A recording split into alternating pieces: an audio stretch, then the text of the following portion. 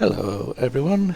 This is a follow-up to the live stream I did. Well, it was although it was a live stream, it wasn't meant to be sort of for everybody to get together and watch. It was just I just did it as a live stream because I knew it was going to be a long thing, and I'm lazy.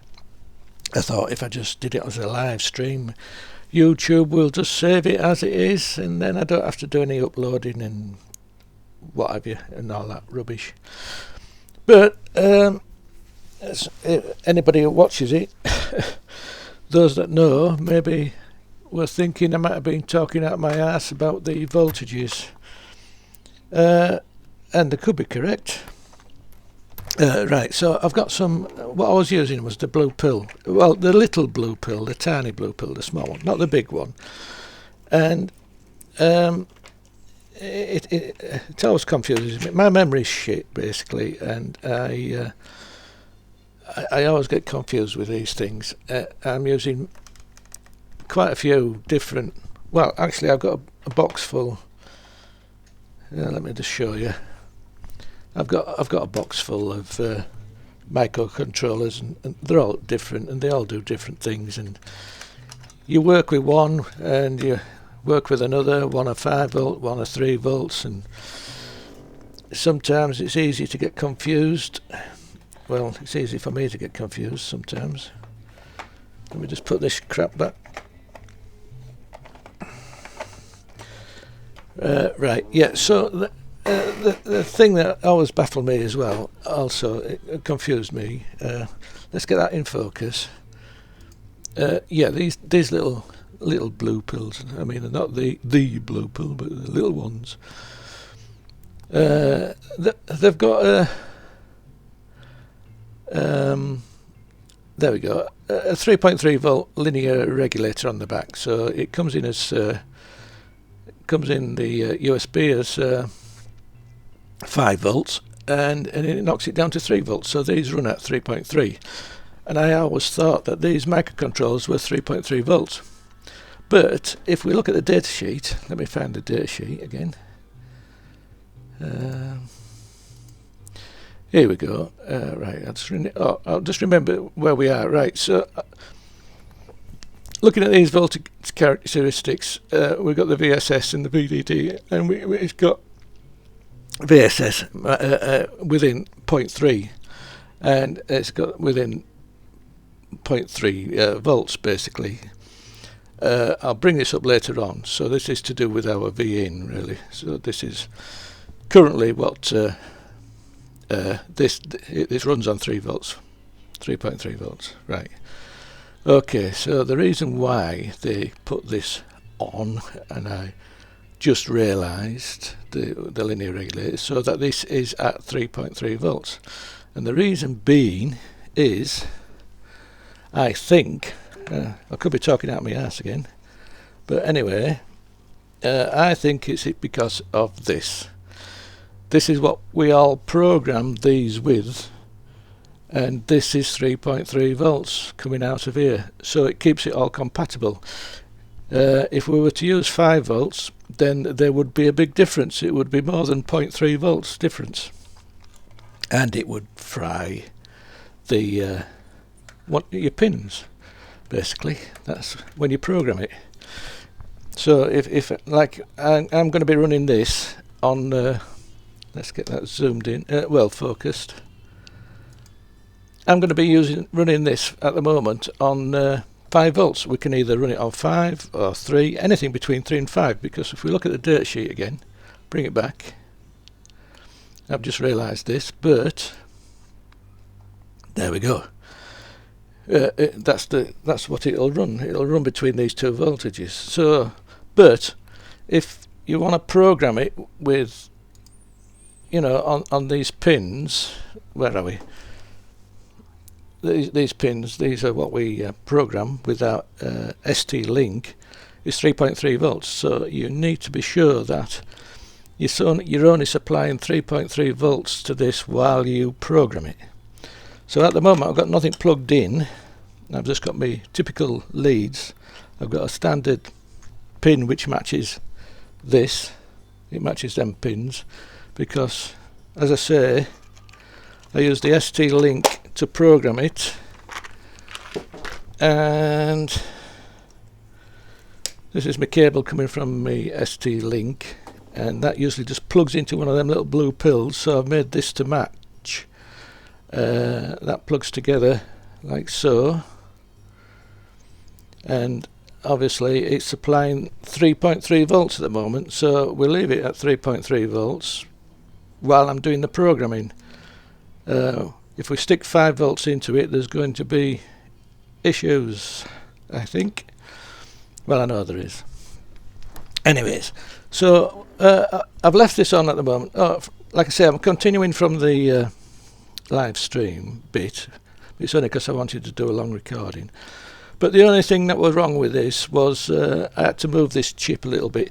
It was slightly on piss, so what I do when I want to redo something on a thing like that, I'll just show you, since I went through all the trouble.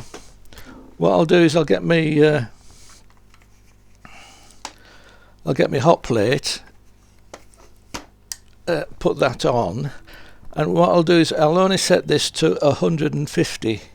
I won't go any higher. I'm not trying to melt the whole thing. I just want to warm the general area up, and I take it to 150 because that's a safe temperature for most of the components. And then what I'll do is I'll use something like my little, this blows hot air. It's a gas thing, but it blows hot air out at the end, or shall I say hot exhaust. It's not a flame, it's just hot. And what I'll do is I'll just work around the area where I want to work, just concentrate on that chip, and then what I'll do is once it's ready I'll just realign it, and there it's done. So anyway, that I just thought I'd mention that, and since this is a continuation, so what I'll just get rid of this. Give me a moment.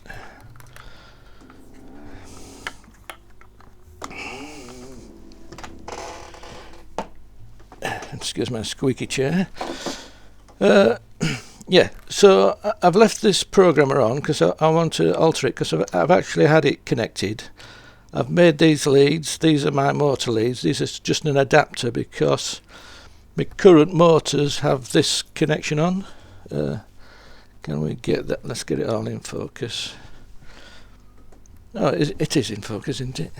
Is it? No? Yes? No? Let's have a look. Right, yeah.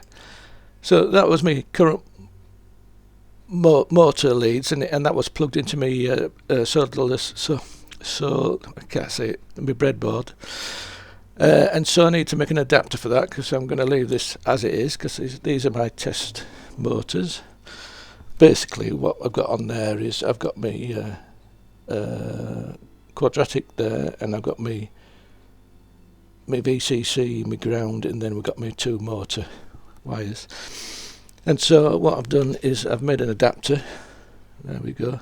So I've got this at one end, and then I've got my plug that plugs into this at the other end. That'll just plug into there.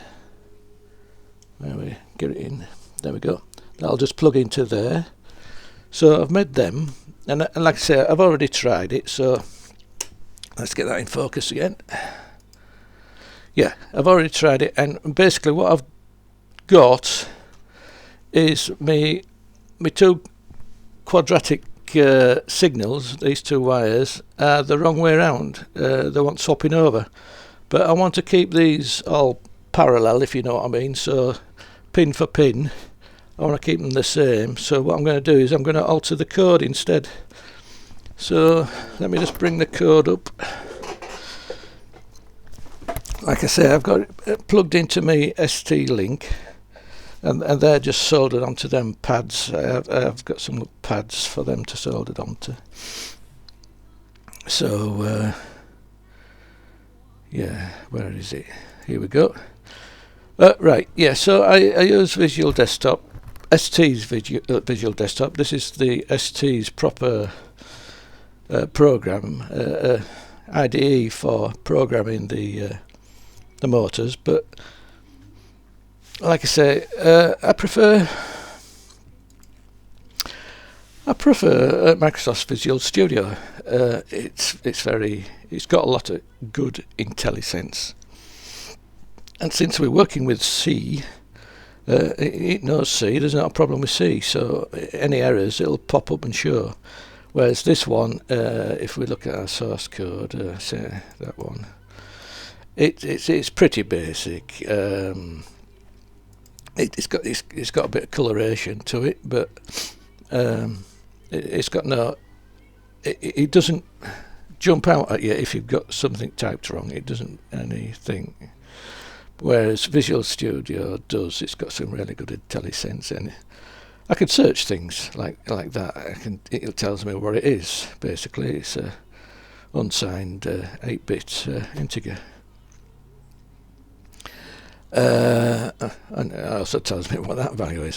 So if you're not good at what is it, hexadecimal, yeah, it's 15. Is that? Excuse me.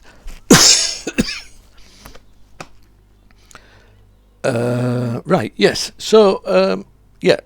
Let me just bring up my pinned things again. So these this is for these two quads are for motor A, and these two quads are for motor B. But rather than swap the wires around, I'm going to swap the code around, and these are all on port C.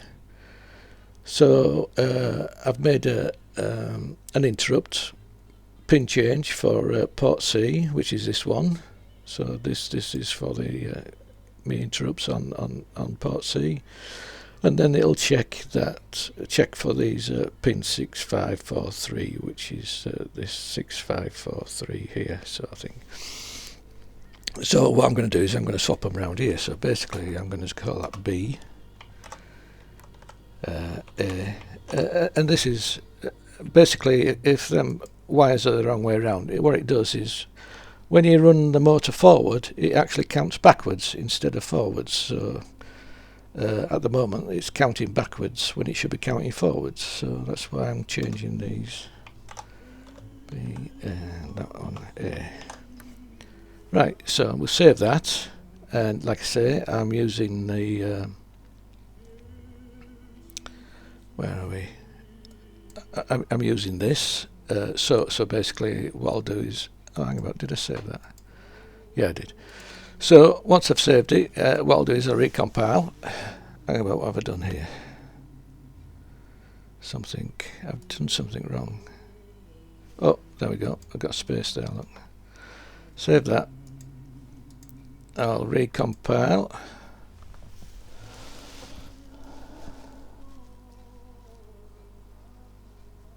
There we go, no errors, no warnings. So that's done. And right, what we can do is I can go up here and I can use the programmer here. But what I like to do is I like to use this actual programmer, and you can see here it's noticed that this file's changed. So yes, update. Yeah, so that's updated the file I've just changed, which is we only want to change the memory one. So what I'll do is I'll just go program current tab. Bing bash bosh, there we go, it's all done. There, it's reprogrammed. That reprogrammed that basically.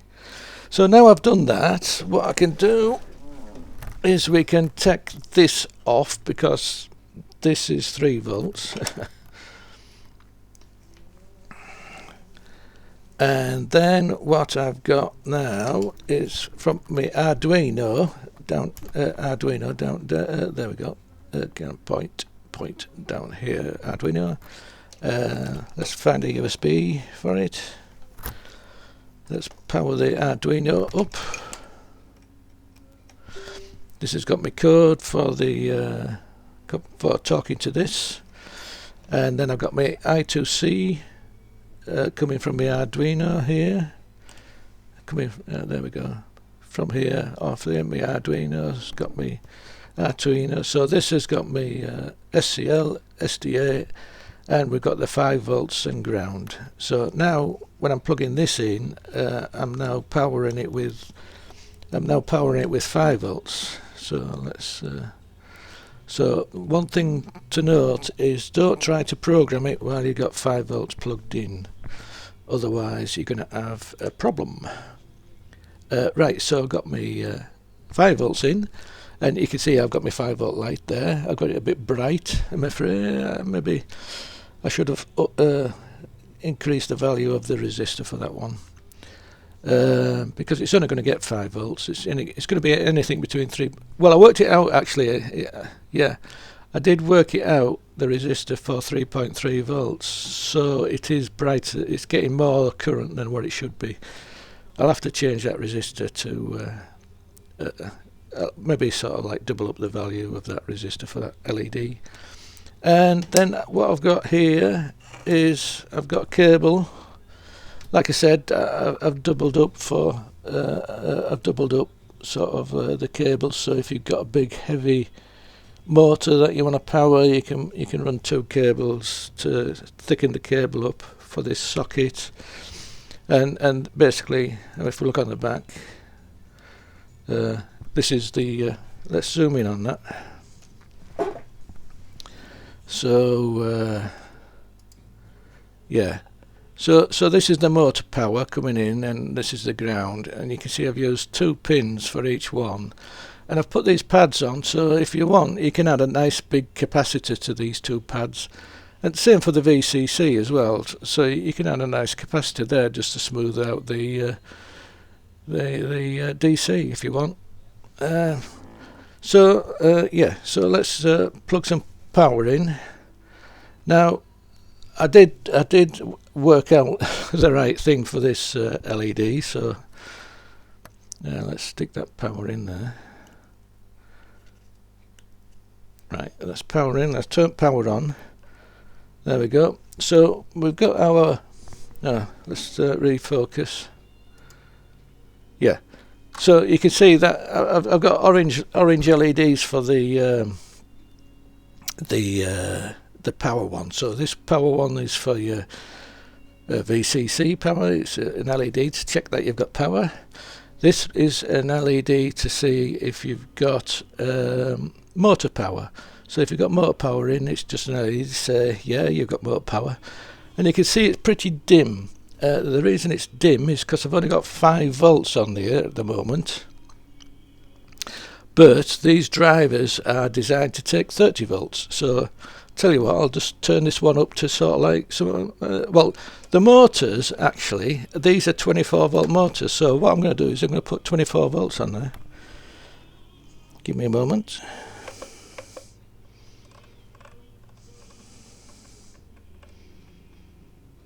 There we go, 24 volts. Did that? I'm sure that LED lit up brighter. Obviously, the more voltage, the brighter it's going to be. So I've put quite a large resistor on that LED, so that if you put 30 volts in, it's not going to fry it. Right, yeah. So then we've got the motors. So I'll put the adapters in.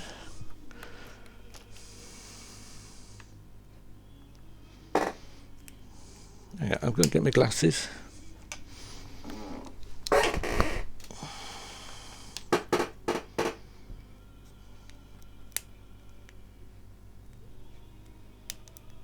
Oh, why isn't that going in?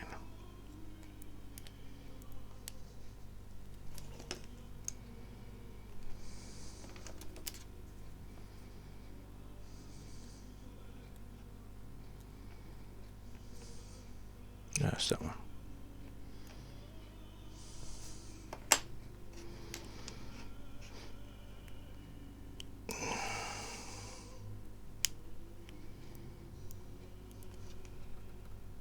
That one.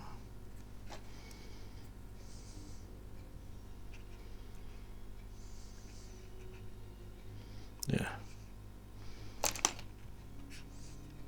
That's what comes of doing it manually and not having it done by a machine. Machines can do it a lot neater. Right, try this one up. This one goes in easier. Yep, that one went in better. Right. So here's my driver. So we can stick our two motors in. Just make sure I get it the right way around. There we go. Yep, there's that one lit up. Let's do the other one.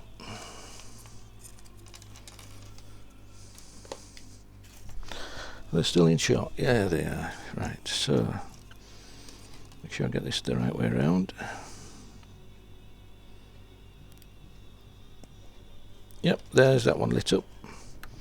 So now it should do exactly what it did on my prototyping breadboard. So we've got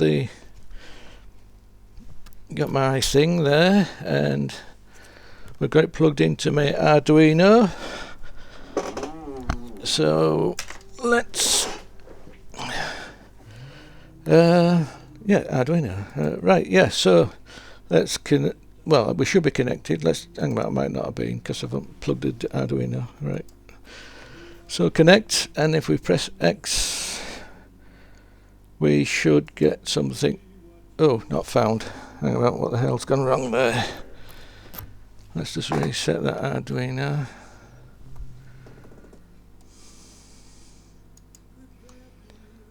Connect. There we go. We're now connected. Thank God for that. Right, so we're going to. Oh, hang about. We can't see my little. Yes. So get rid of that. I don't know. A bit long that, isn't it? Get out of the way. Anyways. Yes. So. Oh, this other plug here is I2C as well, so you can go in and then you can come out there and go to the next one. Right, so we'll do some testing. So let's try forward. This is F1 is forward at 500, so that's at half speed. I think a bit next to that. Right, so let's try that then. Forward, half speed.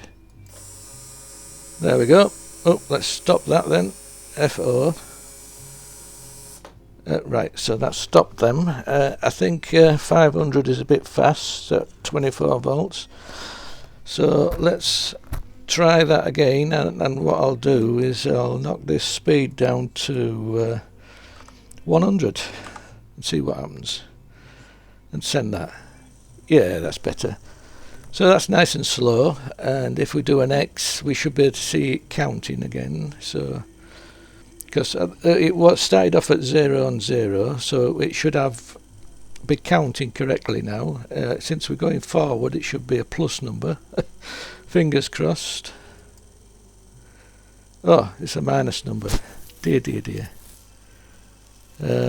We are going forward, aren't we? Right, stop that then. F1, F0, stop. Right. So where did we get to? Let's do next. Send that. Oh, hang on, we've got a plus figure there. What's going on? Let's check again. All right, well, it is a plus figure. Right, let's go forward again. At 100, yeah, just at 100 speed. And send that. So let's go forward. So we're in the, what was it? 25,000, 20,000s. Let's send that. So we're going forward, and then we do an X, and we do that. So we're up to, oh, that's nearly into 30,000. So let's just check again. Oh yes, we're into 30,000s. They're both running at different speeds because we're running at a low voltage, and these motors are calibrated to each other. So you know what motors are like. They might have a crap brushes in one and the other one, you know. So if we go again, yep, we're going further. So right, let's stop that then. Right, that's okay. So we've done a send a stop command. Let's try and see if it goes to a position. So let's see if we can get it So at the moment we're at this 5,000. Oh, let's just check where we are. So we're at, one's at 57,000 and some, and the other's at 49,000 and some. Let's see if we can get it to go to position 1000. So if we go like that and click send, I'll leave it. No, I'll knock it down to 400, so it goes a bit, not as fast as it was, but a bit faster than what it's been. So let's try that. Oh, right. Okay, I've got a failure there. So why is that? Maybe I need to check my cables again, I think. So let me just see what it's doing. Let's try reverse. Right. Oh, and you can see my lights up as well, like so. We can see the two blue lights saying they're both on. And if I go forward, I'll go back forward again at 500. And oh, that went. But you can't see there, but there's actually a blue and a green light. The green lights are saying that it's in reverse. So let's go forward again. Oh no, the green light's saying it's in forward, so let's go in reverse again. So let's go reverse. There we go. Like I say, 500 is too fast. So let's go down to 200. There we go. That's better. Wow. Yeah. It's a good job they're not massive motors, isn't it? Right, there we go. So, yeah. Anyways, so far, so good. It's working. All I've got to do is just get... I think my counting's wrong. Tell you what, let's stop that and just see if... I'll just go with the C1. That basically, C1, just if I send that, it zeros the position. So if we go with the next now, it should say it's at 0, which it is. And I'll just try this one again, but we'll try it at 200 and just see how well it does. Right, so that should have gone to 1000. So put X and oh right, yes. So that is actually working. That so let's try 10,000, shall we? So I'll just do that one again, and we'll change this to 10,000. I'll knock this down to 2 again and see what happens. There we go. So that whizzed forward, and let's just see what position we're at. Oh yeah, there we are in the 10,000s basically. I'm not bothered about the amount of dots, the amount of lines on this encoder for one rotation of the spindle is about 300 and odd. So basically this is about 1/3 of a rotation of that shaft. So you know, 1/3 of a rotation of the shaft is, if this was 300 odd, it would be one full rotation of the shaft. You know, so it hasn't rotated the whole full rotation there. So don't worry about that. That it looks like a big number, but it's got a massive amount of. Well, actually, let me get my camera, because there's something I wanted to show you as well while I'm on. Because when I made, you know, once this had cooled down from the work, and I wanted to check it. What I do is I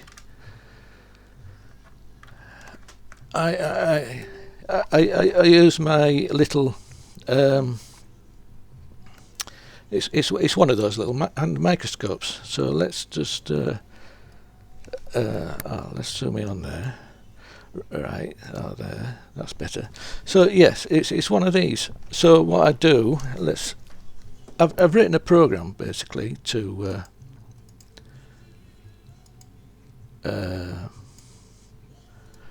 I wrote this little application for viewing. it's like I say, hang on, let's put it over, let me just show you it. So if we put it over top of that, we can see. I'll just focus that one. There we go. So we can focus. You can see there's a bit of crap there as well. Hang on, well, I'll move that later. But there's a little bead there. You can see. Actually, you can see there's a little bead here. And what I did was I made this, and so you can save it as a photo, or you can do a video and whatever. And you can put crosshairs on, so I can put little crosshairs on there, and you can say you can line things up as well, and do some small crosshairs, large. Then you can do a grid, or you can just have them round the outside. So yeah, I did that, but then. What did I do? Yeah, I found some old negatives from a film. I don't know how old people are that are watching this, but in the olden days you used to have a film inside a camera. You used to have to get it developed, and you ended up with some negatives, and they were in reverse. So what I did is I wrote this another routine in this application to turn negatives on, and what you can do is you can see it in negatives. And what I've found is, and I've made it so I can have a big window as well, like. But what I've found is, when you're examining stuff like this, can you see that little bit of debris there? That's probably a bit of my DNA, really. But anyways, if you look at it in a negative view when you're inspecting something, it looks really cool, and things stand out a lot better when you're looking at it, because you can see for yourself. Like, so when you're checking, I mean, it looks like I'm doing X-rays, but I'm not. It's just a negative, really.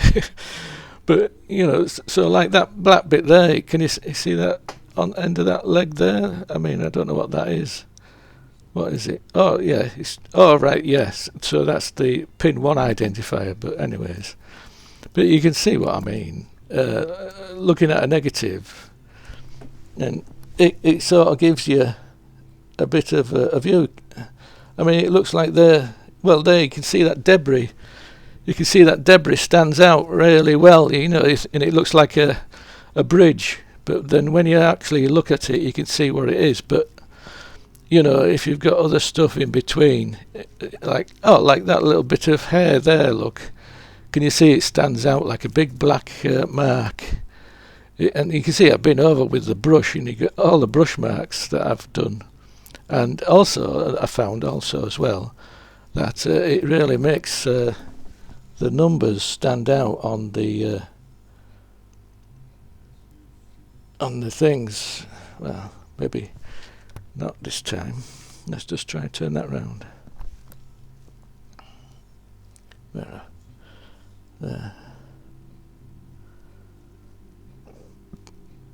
Yeah. Sometimes it makes them easier to read as well, like so.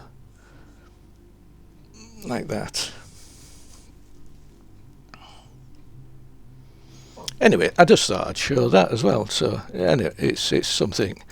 It's a little application that I wrote because not all the well, I meant to press that one.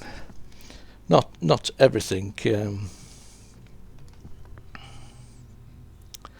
I couldn't find a decent app for me magnifier. So yeah, you see the hairs there now, like yeah. So that's from brush.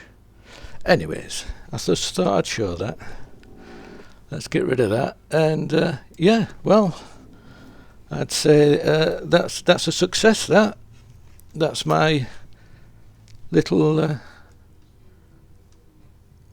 It does feel a little warm on them drivers. Oops, it does feel a little warm when it's been sat against the thing. But now I've removed it from when it was sat on here. They're sort of warmed up, but now air can get to the back of this. They've actually cooled down. When I was, but I've corrected that with my. Oh yes. Let's might as well go through that as well. Let's have a look. Yes, I've corrected my PCB. So for future ones, what I've done is I've put the ground plane underneath these chips. I've put 2 massive vias through, and on the back I've put a big pad so that you can solder some heatsink to it as well, if you like, you know, for if you're doing some bigger motors that run on higher current. You might need some cooling of some sort. So if we go and have a look at 3D view. Oh yes, and I had and I had before when I was let's make that full size. When I was looking at this 3D view, I had downloaded these, and they were in that folder that I was looking, except the name was something silly. So yeah, I've now added them so we could see that the pins. Oh, and yes, there's another thing as well. Once I'd completed it, if we look at one of these connectors, you can see that they have some like a metal tab here that gives some reinforcement for plugging in and plugging out. It sort of holds onto the it puts some strength in this the joint on this socket basically. What I did was I went round all these corner ones. There's quite a bit of metal there, and what I did was I went round with my soldering iron and just reinforced the solder on these joints with my soldering iron once I'd done it. So I went round every corner, you know, where there's one of these metal tabs on them things, on all these as well. So there's all them either side of each socket. I went over with my solder. These are my little tabs that I got my wires on. So this is just the for the thing, and I've also, like I say, I've left them open this time. Yes, so if, like I say, if we look at these and I turn off the SMD, you can see I've put a pad underneath now. So and I've put 2 vias through on this one. And if we look on the other side, then vias go through to this big pad here, and should you want to add some extra cooling, you can just either slap something against that, or you could even solder some copper plate or something, anything that will draw the heat away basically. You can put something on there. Yes, I mean that picture looks nice, and it now looks very similar to my my actual model there. I think it looks quite pro really. Oh, I'm gonna shit. Yeah, there we go. It looks quite pro. I think, you know, I think it's one of my best jobs I've done so far. Anyway, I hope you enjoyed that. I'm starting to ramble again, so we'll leave it at that, shall we? Find the right buttons to turn it off.